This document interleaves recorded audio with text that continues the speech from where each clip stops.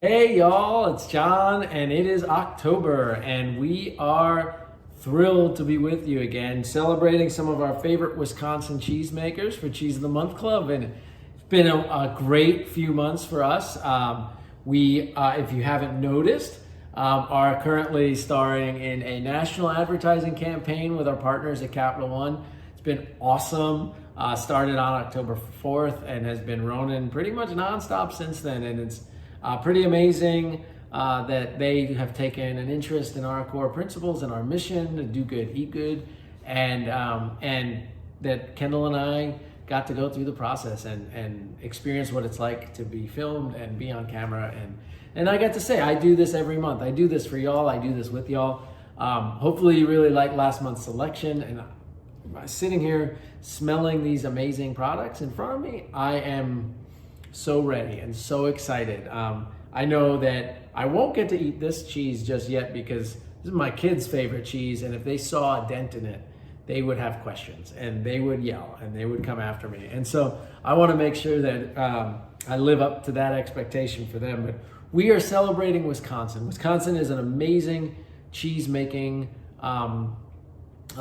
juggernaut. They've been one of the first places in the country to really establish this core historical cheese making progeny. They basically created a master cheesemakers sort of license that you need to get in order to operate facilities within the state. It's such an important part of the economy in Wisconsin that they really regulate to make sure that you're the best of the best in terms of quality, in terms of safety, and in terms of the experience that you provide to your end customers. Wisconsin is home to many of the American originals that have been created throughout our brief history as a country. And so what we know about Wisconsin, and what we think we know, is that a lot of immigrants that came from Europe found a similar climate and a similar topography in the southern part of Wisconsin. And they started to farm there, they started to raise animals there, and they started to make milk and cheese there. And we're working with some of the finest producers in that area. And you know, what we have here is just 4 of the many, 2 of which you can see are in the square, in the block shape, which is very classically Wisconsin shape. They have they make the most cheese of any state in the country. And a lot of that is industrial, land of craft. Big blocks, big 40-pound blocks of cheddar, or American cheese, Munster, American Munster, not to be confused with Alsatian Munster, which is a very different experience and one that you might get very surprised with if you're expecting slices of American Munster. But what we have here are some of these artisanal products, and I'm going to take you through a few of them.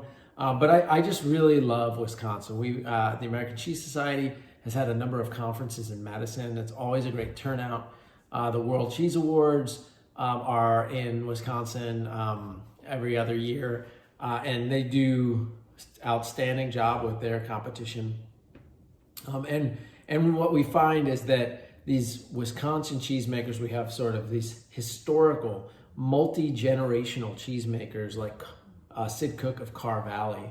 And we have the new upstarts, folks like Andy Hatch, who has been making cheese for the last 2 decades, but he's the first generation and he is crushing it out of the park and doing such a good job. And so we'll talk about him a little bit too. But it's history, it's culture, cheese. The cheeseheads live in Wisconsin. You know, Green Bay Packers, if any of you are Packers fans, you know they've got the cheeseheads there, right? Eat, live, dream cheese, soup, fried cheese curds, you name it, and they're doing it, and they're having fun. Now, dunking a fried cheese curd in beer cheese soup is a spectacular thing. So there's a lot of our friends that we're not showcasing here. Highly encourage you to try any and all Wisconsin cheeses. They have a really great group that focuses on marketing around the cow's milk cheeses. And then they've got these amazing sheep and goats and really incredible producers. So the ones that we're spotlighting today, the first one, the one that's my kiddo's favorite cheese style, this is from Lakesville Creamery. So Lakesville is a sort of a new cheese maker that's kind of up and coming.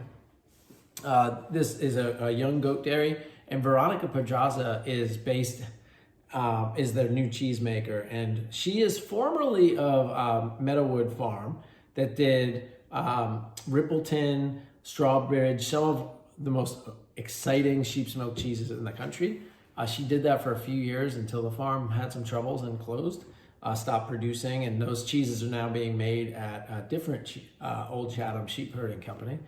But Veronica brings such talent and skill to the cheese making that she's already diving in with these geotrichum rinds. These geotrichum rinds kind of look a little brainy. They're a little wet. Moisture tends to seep from the inside of the cheese with this style.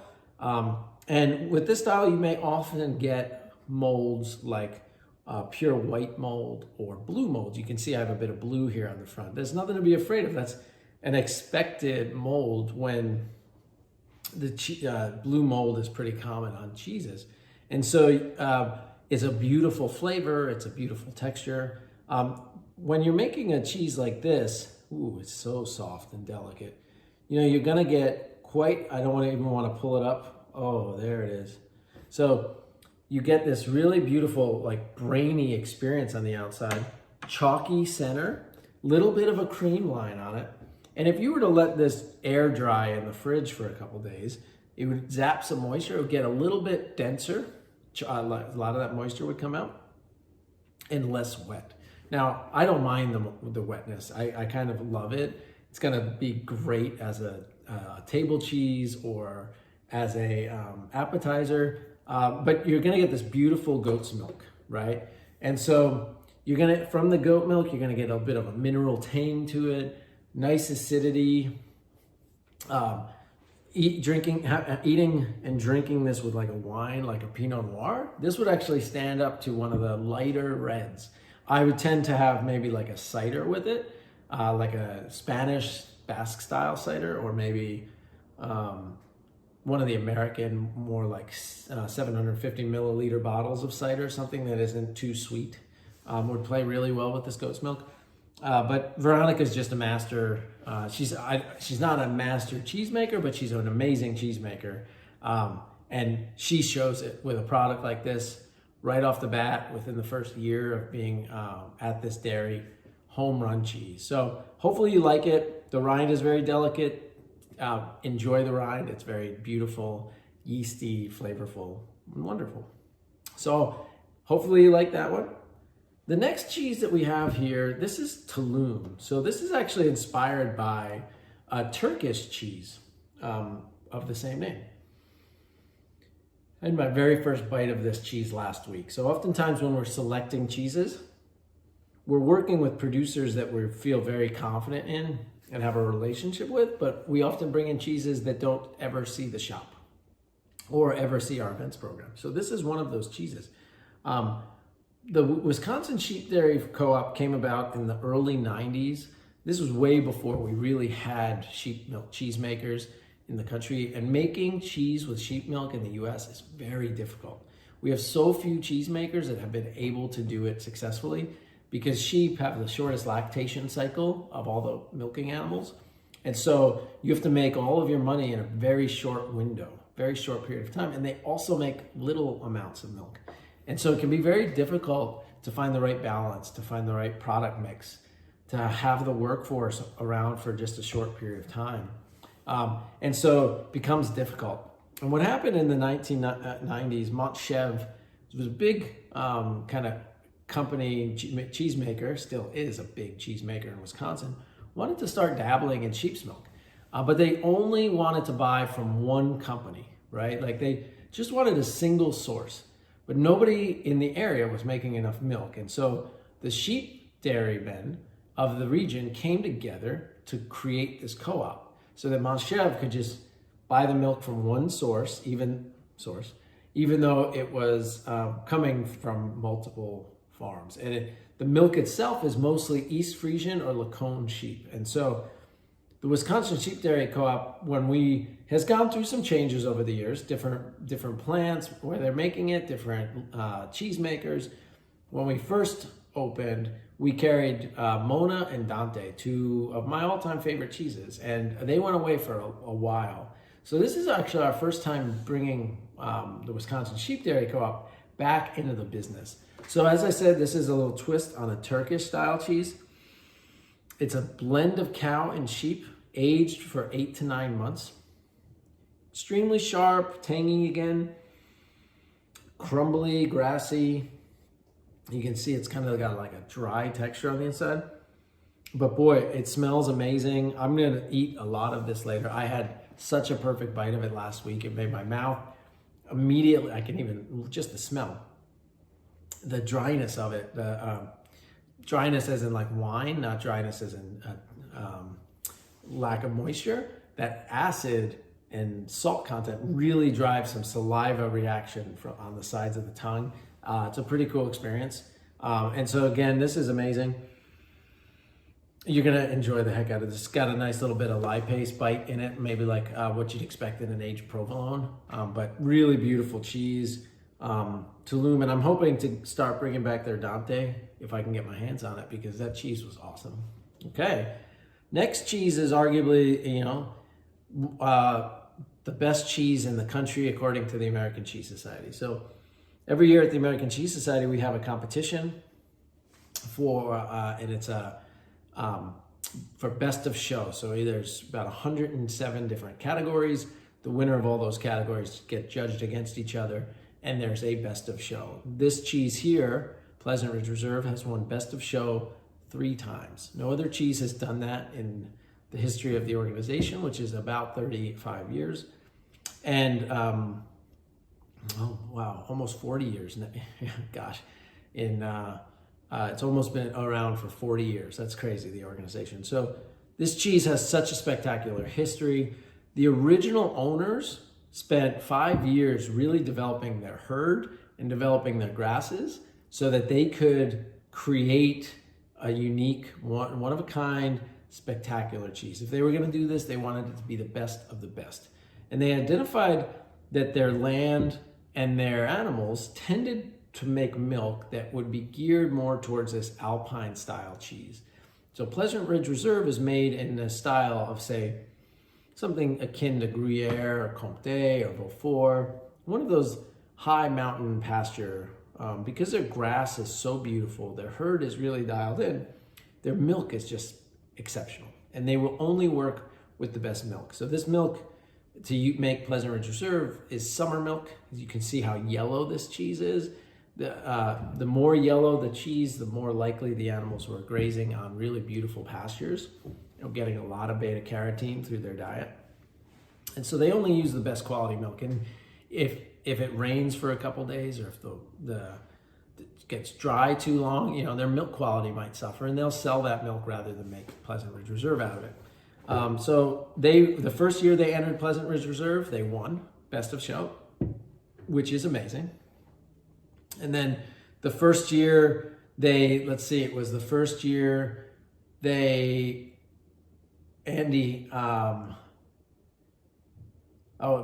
they moved into their own facility, because that first time they won, they were making at somebody else's facility. The first time they entered cheese that had been made in their own on-farm facility, they won best of show. And then Andy Hatch became the cheese maker as Mike started to retire. And Andy, the first year he was head cheesemaker, this cheese won best of show again. And so they've just continually outperformed expectations. And for most of the history of this cheesemaker, they've only made one cheese, which is this.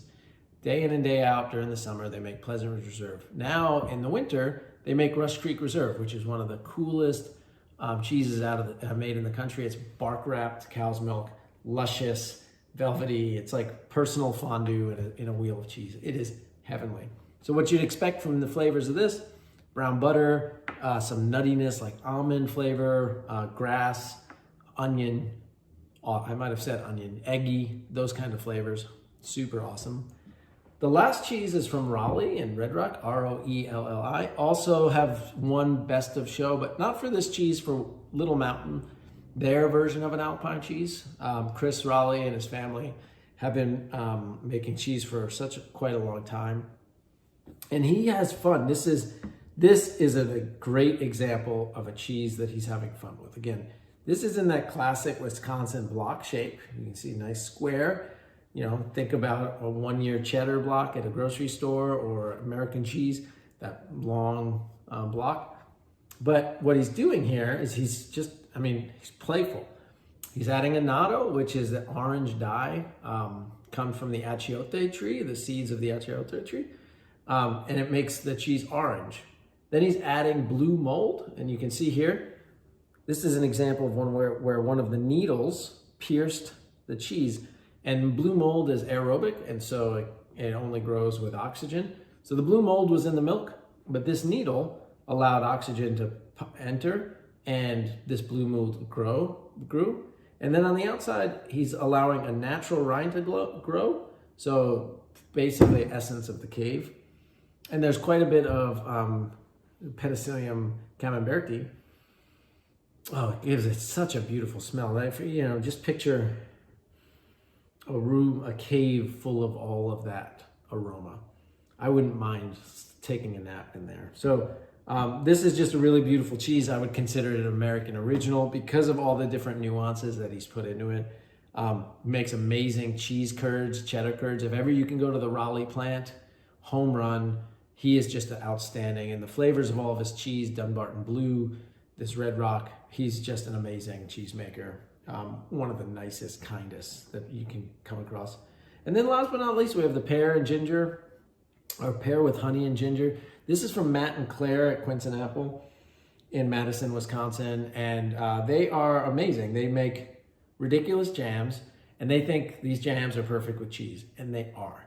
And so all of their flavor profiles are designed around going well with what you see in front of you. And so this is their love story. They wanted to do something with cheese, but not do cheese. And so they ended up in the closest category they could find, which is jams, and they make these spectacular little bites. Just little dollops on all the different cheeses, and you'll be in a real lovely place with this plate. So it's a little flavor of Wisconsin. I hope you enjoy this month. I know Kendall and I loved selecting it, and I know that I am going to love eating it in just a few minutes. So hopefully we see you all soon. I'm looking forward to November, and enjoy the fall wherever you may be. We're grateful to have you on this journey. Thanks.